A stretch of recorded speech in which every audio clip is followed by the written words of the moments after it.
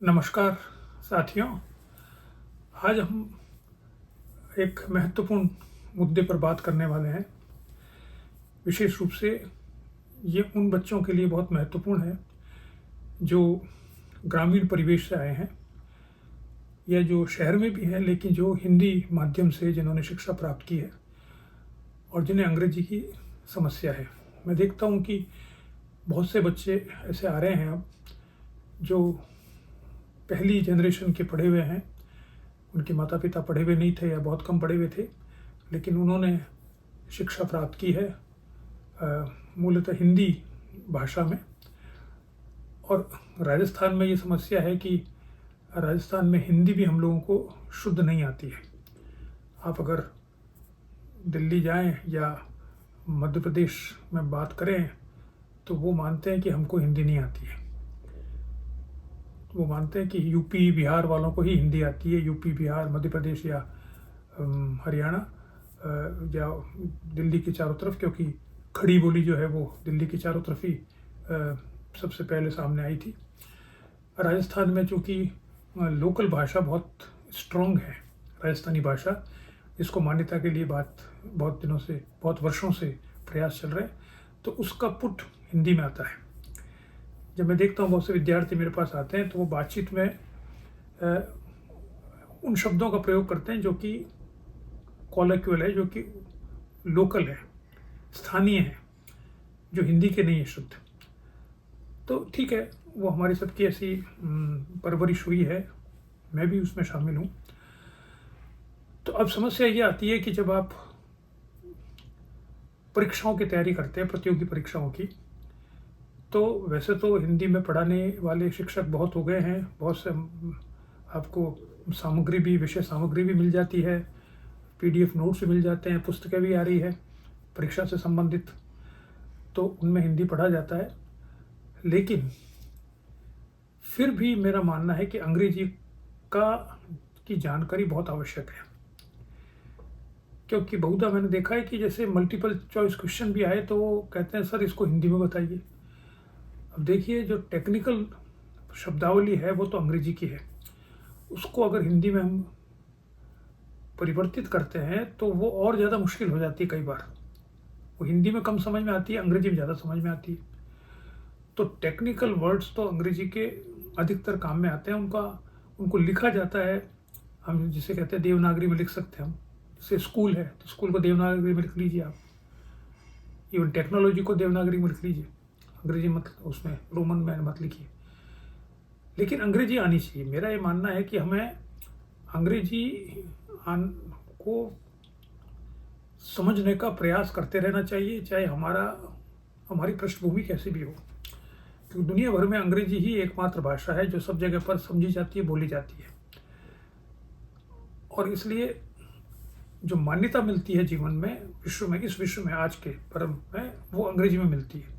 अभी आपने देखा गीतांजलि श्री, जो हिंदी की बहुत अच्छी लेखिका हैं, उसने बहुत पुस्तकें लिखी है, लेकिन उसकी जब किताब का अंग्रेजी में ट्रांसलेशन किया गया तो उसको बहुत बड़ा पुरस्कार मिल गया, उससे उसका नाम हो गया। तो अंग्रेजी में लोगों ने पढ़ा और समझा उसको, क्योंकि अंग्रेजी ऐसी भाषा है। तो अंग्रेजी का महत्व है, हमको नहीं आती है इसलिए उसको घृणा नहीं करनी चाहिए। तो अब बात आती है कि अंग्रेजी को सीखे कैसे। जब हमने स्कूल में नहीं पढ़ी, कॉलेज में नहीं पढ़ी और अभी भी हम नहीं जानते, तो बहुत हिचकते हैं, क्योंकि एक अंग्रेजी के साथ समस्या यह है कि अंग्रेजी को भारत में माना जाता है कि यह संभ्रांत की भाषा है, एलीट की भाषा है, कॉमन मैन की भाषा नहीं है। तो अंग्रेजी बोलते हुए हम हिचकते हैं कि जो संभ्रांत लोग हैं, जो एलीट है, जो पावरफुल लोग हैं, वो हम पे हंसेंगे, तो हम कैसे बोलें। तो एक बात तो ध्यान में रख लीजिए कि अंग्रेजी कोई संभ्रांत भाषा नहीं है। आप यूरोप में जाइए, अमेरिका में जाइए, वहाँ हर आदमी को अंग्रेजी आती है, और वहाँ तो कॉमन लैंग्वेज है ही अंग्रेजी। वहाँ पे लैटिन को माना जाता है कि संभ्रांत लोगों की भाषा है, ग्रीक संभ्रांत लोगों की भाषा है, फ्रेंच है वो डिप्लोमेट की भाषा मानी जाती है। तो इसलिए अंग्रेजी से इतना भय युक्त होने की आवश्यकता नहीं है। किसी का भी जन्मजात भाषा पर नियंत्रण नहीं होता, प्रैक्टिस से हर चीज़ आती है, अभ्यास से आती है। और भी चीज़ें तो आप पढ़ते हैं, राजनीति विज्ञान कौन सा आपको आता था पैदा होते ही, वो भी तो पढ़ ही रहे हैं, सीख रहे हैं। वैसे अंग्रेजी भी सीख सकते हैं। इतनी तो सीख ही सकते हैं जितने कि आप काम चलाओ जिसको हम प्रयुक्त कर सकें और हमारे काम में आ सके, विशेष रूप से कॉम्पिटिटिव एग्जाम्स में। पॉलिटिकल साइंस भी कौन से विद्वान थोड़ी बन रहे हैं, आप परीक्षा पास करने के लिए तो पढ़ रहे हो, उतना ही तो नॉलेज ले रहे हो। क्यों, विद्वान तो कोई एक दिन में, एक साल में, 2 साल में तो बन नहीं सकते, उसके लिए पूरा जीवन लगाना पड़ता है। तो जब हम वो भी इतना सा कर रहे हैं तो अंग्रेजी भी इतना सा कर ही सकते हैं। तो प्रश्न आता है कि अंग्रेजी में अपने आप की को कैसे हम ज़्यादा अपने आप को सुदृढ़ करें, इम्प्रूव करें। देखिए, कोई भी भाषा सीखने के लिए 4 तरीके होते हैं। जिस भाषा को सीखना हो उसको ज़्यादा से ज़्यादा सुने, उसको ज़्यादा से ज़्यादा पढ़े, उसको ज़्यादा से ज़्यादा बोले और उसको ज़्यादा से ज़्यादा लिखे। ये 4 बातें होती भाषा में। भाषा 4 तरह से काम में आती है। सॉरी। तो अब ये कैसे करें चारों बातें? ज़्यादा से ज़्यादा सुने, ज़्यादा से ज़्यादा बोले, ज़्यादा से ज़्यादा पढ़े और ज़्यादा से ज़्यादा लिखे। कैसे करें? पहली बात, सुनने के लिए अब आजकल तो इंटरनेट पे बहुत चीज़ें मौजूद है। इंटरनेट को छोड़िए, आप सबसे पहले अंग्रेजी में जो समाचार आते हैं उनको सुनिए। ऑल इंडिया रेडियो के, सबके पास रेडियो होता है, सब समाचार सुन सकते हैं। आजकल तो मोबाइल में भी इस प्रकार के ऐप आते हैं, उस पर समाचार सुने जा सकते हैं, वीडियोस आते हैं। तो आप सबसे आसान है अंग्रेजी की भाषा को सुनने के लिए समाचार सुने, क्योंकि समाचार सुनने से 2 लाभ होंगे। एक तो अंग्रेजी भाषा को कान में जब सुनने लग पड़ेगी तो वो उससे आप फेमिलियर होते जाएंगे, थोड़े थोड़े अभ्यस्त होते जाएंगे अंग्रेजी सुनने के, अंग्रेजी शब्दों के। और दूसरा, उस थोड़ा बहुत समझने लगेंगे तो आपको उसकी ज्ञान मिलेगा जो कि आपके एग्ज़ाम में काम आएगा। कंटेम्प्ररी जो कुछ हो रहा है उसके बारे में समाचार आते हैं, तो जो समसामयिक स्थितियाँ हैं वही तो उसमें से कुछ बात आपके परीक्षा में भी आती है, तो वो भी काम में आएगी। तो BBC का है, आजकल सबके ऐप है इस पर आपके मोबाइल में, तो या तो आप रेडियो सुन लीजिए या ऐप से सुन लीजिए। BBC है, NDTV है, आप जो भी अच्छे इंडिया टुडे है, इनकी भाषा सुनिए, आप देखिए कैसे बोलते हैं वो, तो नॉलेज भी देते हैं और आपको अंग्रेजी भी आपकी सशक्त करेंगे। तो सुनने के लिए समाचारों को सुनना सबसे अच्छा है, पहला। दूसरा, सुनने के लिए आप अंग्रेजी फिल्में देखिए बहुत सी हिंदी फिल्में जो आ रही है। अभी एक कौन सी पिक्चर आई है, सवी, अनिल कपूर और दूसरी अभी कल परसों रिलीज़ हुई है, तो वो आप देखिए अंग्रेजी पिक्चर पे बनी हुई है। जो अंग्रेजी पिक्चर है वो किसी फ्रेंच फिल्म पे बनी हुई है, तो आप उस अंग्रेजी पिक्चर को देखिए ना नेटफ्लिक्स पे। तो नेटफ्लिक्स अवेलेबल है, प्राइम मीडिया अवेलेबल है, हम सब लोग जानते हैं, उसमें अंग्रेजी भाषा की फिल्में आती है। बहुत सी फिल्में ऐसी होती है जिनकी भाषा बहुत ही सिंपल, साधारण होती है, जिसको आप समझ सकते हैं। बहुत ज़्यादा उसको समझने के लिए बहुत ज़्यादा दिमाग लगाने की ज़रूरत नहीं है। और आजकल तो वो भी आता है कि आपका जो कुछ वो बोल रहा है वो लिखा हुआ भी आ जाता है। तो कोशिश कीजिए, जिन तरह की फिल्मों में आपकी रुचि है उस तरह की फिल्में, सारी विधाएं जिसे जेनर कहते हैं, वो सारे जेनर की फिल्में अंग्रेजी में मौजूद हैं। और वो बेहतर है बहुत सी हिंदी फिल्मों से, क्योंकि बहुत सी हिंदी फिल्में उन अंग्रेजी फिल्मों से प्रेरित होकर ही बनती है। तो उन अंग्रेजी फिल्मों को देखिए, जिस जेनर में आपकी रुचि हो। रोमांस में रुचि हो तो रोमांटिक फिल्म देखिए, एक्शन में रुचि हो तो एक्शन की देखिए, ड्रामा में रुचि हो तो ड्रामा में देखिए, फैमिली है तो फैमिली देखिए, थ्रिलर हो तो थ्रिलर देखिए, हॉरर की देखनी तो हॉरर देखिए। यानी सारी विधाएं हैं उसमें, उसकी फिल्में देखिए और उसमें आप वो जो आते हैं, जो बोल रहा है वो लिखा हुआ भी आता है, वो भी पढ़ते रहिए साथ में। ये तो बहुत सुविधा हो गई आज। तो अंग्रेजी के समाचार सुनिए, चाहे ऐप पर सुने, चाहे रेडियो पे सुने, और अंग्रेजी की फिल्में देखें, चाहे नेटफ्लिक्स पे देखें, चाहे प्राइम मीडिया पे देखें, चाहे कहीं और देखें। ये तो हो गया सुनने का, क्योंकि आपका वातावरण ऐसा नहीं है कि अंग्रेजी बोल रहे हो लोग। दूसरा, अब आपने सुन लिया तो अब आप बोलोगे कैसे? तो बोलने में थोड़ी हिचकिचाहट होती है। तो बोलने से पहले ज़रूरी है कि थोड़ा सा आपको आती हो अंग्रेजी। देखिए, जो अंग्रेजी बोलने वालों के साथ रहते हैं वो तो अंग्रेजी बोलना सीख जाते हैं बिना किसी एफर्ट के। जैसे आप देखें कि आप अंग्रेजी स्कूल में पढ़े अगर बच्चा तो वो अपना आप सीख जाता है अंग्रेजी, उसको सिखाना नहीं पड़ता, क्लास के अंदर सीखता है। आप बड़े बड़े होटलों में जो बैरे होते हैं, जो ड्राइवर होते हैं, जो टूरिस्ट गाइड्स होते हैं, उन सबको भाषा आती है अंग्रेजी। जो अंग्रेजों से रोज़ बात करते रहते हैं उनको दूसरी भाषाएं भी आती है, जापानी और फ्रेंच और कई भाषाएं आ जाती, चाइनीज़, अगर वो उस तरह के लोगों के साथ मिलते जुलते रहते हैं।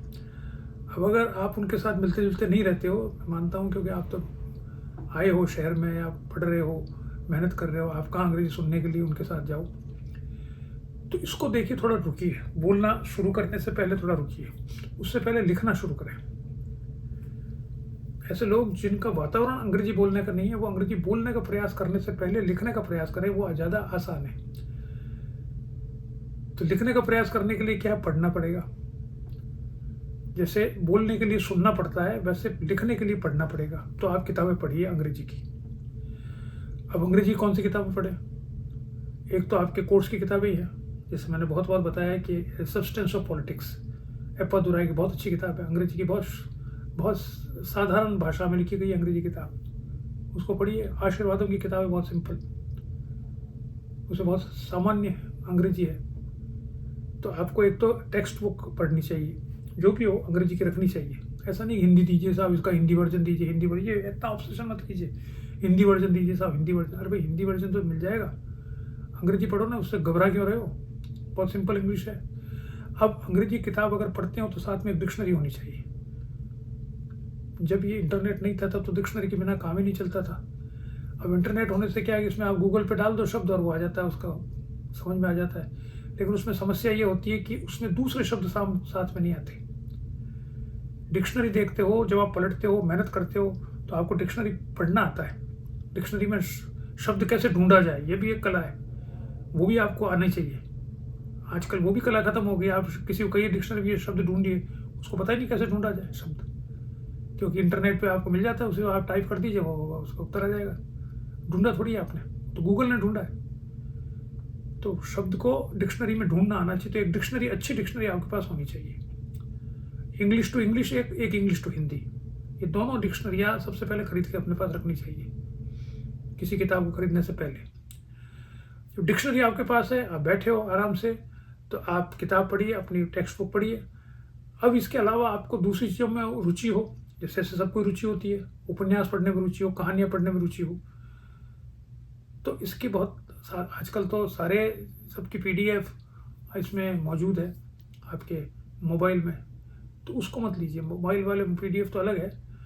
आप पहले किताब खरीदिए, और किताब खरीदने के लिए जैसे अंग्रेजी में अगर आपको उपन्यास पढ़ने का शौक है, जो होना चाहिए, कुछ तो पढ़ोगे ही आप, सिर्फ किताबें थोड़ी पढ़ते हो, तो आप पढ़िए। जैसे चेतन भगत है, तो चेतन भगत की अंग्रेजी बिल्कुल साधारण है, स्टोरी भी साधारण ही है, वो आज का गुलशन नंदा है, ये मान सकते हो।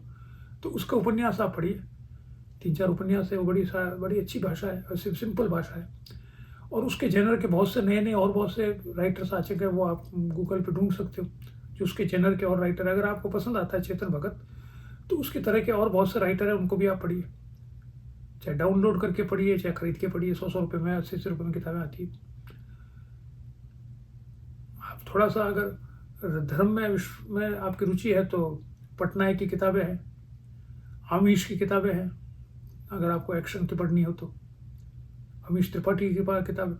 यानी आजकल अंग्रेजी में, हिंदी भाषा के लोगों के लिए सरल भाषा में अंग्रेजी में बहुत से उपन्यास और कहानियाँ लिखी जा रही है, जिन्हें आप पढ़ सकते हैं। थोड़ा पीछे जाए अगर, ये तो भारतीय लोग हैं, अगर थोड़ा और अच्छी अंग्रेजी पूरा पकड़ना चाहे तो मैं सजेस्ट करूँगा एक, जिसे कहा जाता है गल्प फिक्शन। तो वो फिक्शन है आपका जेम्स हेडली चेज, एक राइटर है, आजकल तो पता नहीं लोकप्रिय नहीं है, उसकी डेथ भी हो गई बहुत पहले।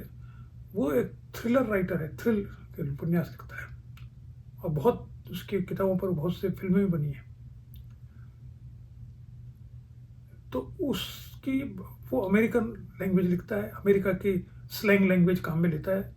लेकिन उसकी किताब को अगर आप पढ़ेंगे, अगर आपको थ्रिलर में इंटरेस्ट है, जासूसी उपन्यास पढ़ने में आपकी अगर रुचि है, तो आपको जेम्स हेडली चेज का उपन्यास पढ़ना चाहिए। जैसे हिंदी में सुरेंद्र मोहन पाठक, ये उसी की नकल करता है, और बहुत से वेद प्रकाश शर्मा, पता नहीं आजकल कौन कौन लिख रहे हैं। तो अगर वो आप पढ़ते हैं या आपने पढ़े हैं, तो आपको अंग्रेजी में जेम्स हेडली चेज का उपन्यास पढ़ना चाहिए। उसकी भाषा बहुत सिंपल है, साधारण है।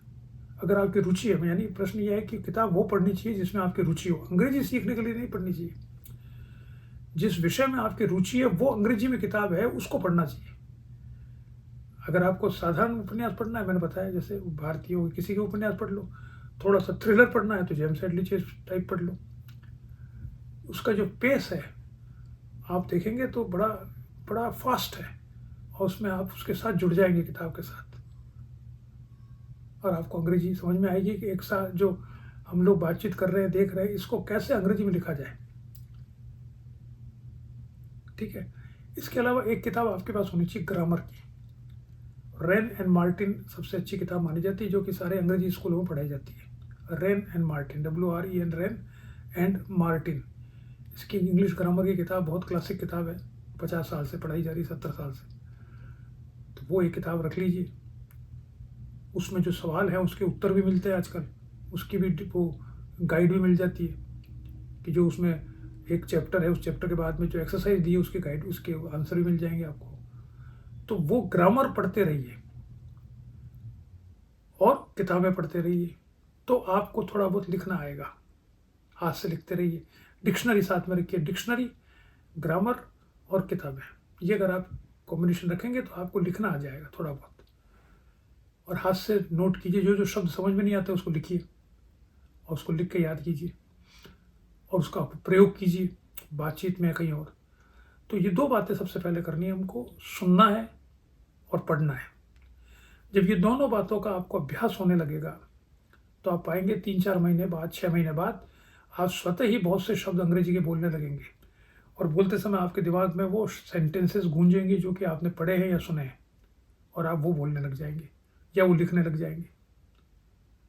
तो ये मेरा सुझाव है। विशेष रूप से अधिकतर विद्यार्थी चूँकि हिंदी माध्यम के मेरे से जुड़े हैं, वो बार बार कहते रहते हैं सब अंग्रेजी अंग्रेजी। तो मेरा ये सुझाव है कि भाई अंग्रेजी भी सीखना शुरू कर दीजिए। कॉम्पिटिटिव एग्ज़ाम के साथ जहाँ नौकरी करोगे वहाँ भी अंग्रेजी की ज़रूरत पड़ेगी। जहाँ भी आप जाओगे, बाहर जाओगे, विदेश जाओगे, कहीं जाओगे, कहीं एयरपोर्ट पे जाओगे, कहीं जाओगे, तो अंग्रेजी के बिना तो काम ही नहीं चलेगा दुनिया में। तो अंग्रेजी सीखना शुरू कीजिए, थोड़ा बहुत इतनी तो आनी चाहिए आप जिससे अपना काम चला सकें। ठीक है, चलिए आज इतना ही देखते हैं। नमस्कार।